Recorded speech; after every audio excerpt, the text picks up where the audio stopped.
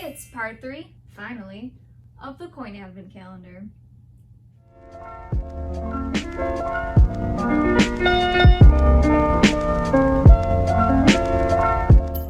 Hey everyone, it's that Coin Lady. Today I'm going to show you days 15 through 24 of the Coin Advent Calendar. But before we jump in, I want to show off this ugly Christmas sweater. Silver Picker designed this, and you can get yours in the link below in the description. So it shows off some coins in a jar, and it says Coin Collector. And on the back we have some albums, which is perfect for this year because I also got my first US typeset for Christmas. And I have also included the link in the description for this one. Let's get started. Day 15, we have another mystery foreign coin. So I'm going to use the Coinoscope app to take a picture and search for what this coin could be. And we have a 1 koruna from the Czech Republic. I hope I pronounced that right. And I think the reason it's called that is because there is a crown on the back. This one is from 1994, and this still is their current design they're using today. And it's in pretty good shape too. It's really shiny. And recently I've been liking a lot of coins that don't have a portrait of a person on it. These ones are just very unique to me and stand out. It's very different from what you'd get in the US, and sometimes I get Canadian coins mixed in with my change. So it's cool to see something like this where there's just this lion, this very stylized lion, and then we have this big crown and the big number 1. Day 16. We got another wheat penny. And what year is it? We have a 1927 S. So the S means it's from San Francisco, which I do not have a lot of San Francisco minted pennies in my collection yet. So this is a perfect addition. Day 17, we have another gorgeously toned Mercury Dime. And this one is a 1945. I recently got into a conversation with someone about coins taking on the name of their designers, like the Morgan dollar. And I thought the Mercury Dime had that same background to it, but it turns out it doesn't. The designer Adolf Weinman put Liberty on the front with this winged hat. And when people saw that, they assumed it was the Roman god Mercury. And so that nickname kind of stuck, even though the picture is of Liberty and not of the Roman god Mercury. But I guess Mercury Dime is easier to say than the Weinman Dime. Day 18. Immediately I knew by the weight of this coin that this was a foreign coin. So I looked it up, and it was a 2 centimes from Algeria. And this one's made of aluminum, so that would explain why it's so light. And it weighs about half a gram. Just for reference, a penny is 3 grams. We can see that the writing on here is in Arabic. And then when we flip it over, the design is just gorgeous. We have the hand of Fatima at the top, 2 Algerian flags, and then at the bottom a crescent moon with a star in the middle. And again, I've just been loving coins that do not have a picture of a person on it with some sort of bird on the back. So it's really awesome to see what other designs countries use. Day 19, we have a 1928 S Buffalo nickel. You can see that S is pretty clear on there.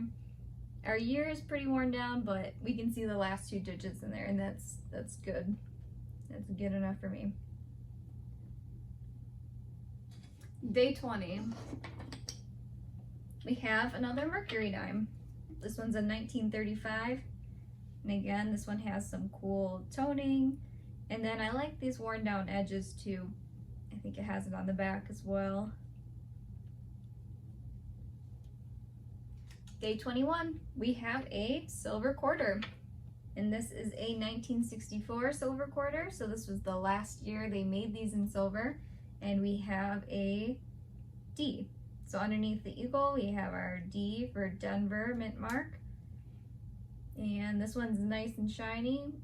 Maybe it was cleaned, probably. But I love the eye appeal of a cleaned coin. So this is a nice one to have. Day 22, another wheat penny, and this one is a 1919 D, 1919 Denver. And this one also has some cool toning that really makes that lettering just pop and stand out. So this one's definitely a favorite. Day 23, let's see. We got a Mercury Dime. And this one's, wow, this one's got some cool toning. It's a 1943 D, and it's also got some sort of like splatter, almost looks like paint splatter on it. It's very unique. Maybe it's a little dirty, I don't know, but it's really cool to look at. Day 24. So this coin wouldn't fit in the drawer here, so it actually was underneath my blanket on the couch waiting for me when I came back to sit down.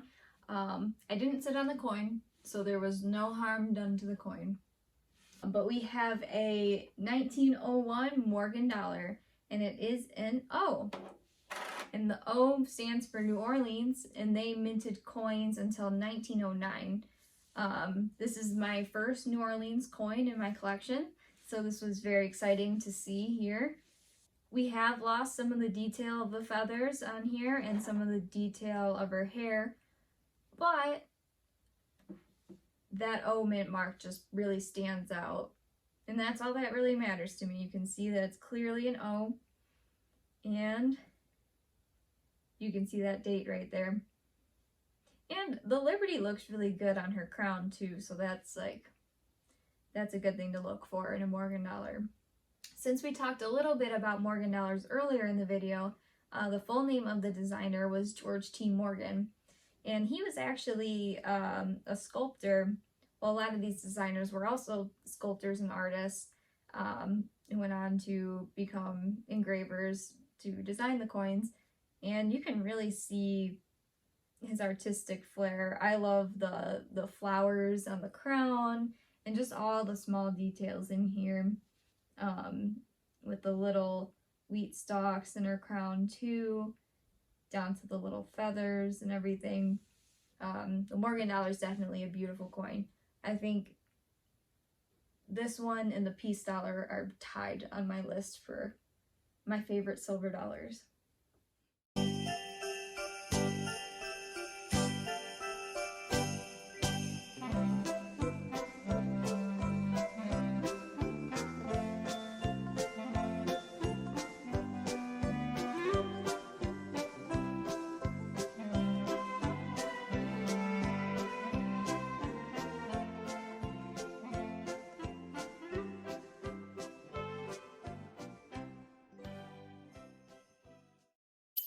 Thanks for watching part 3 of my coin advent calendar video.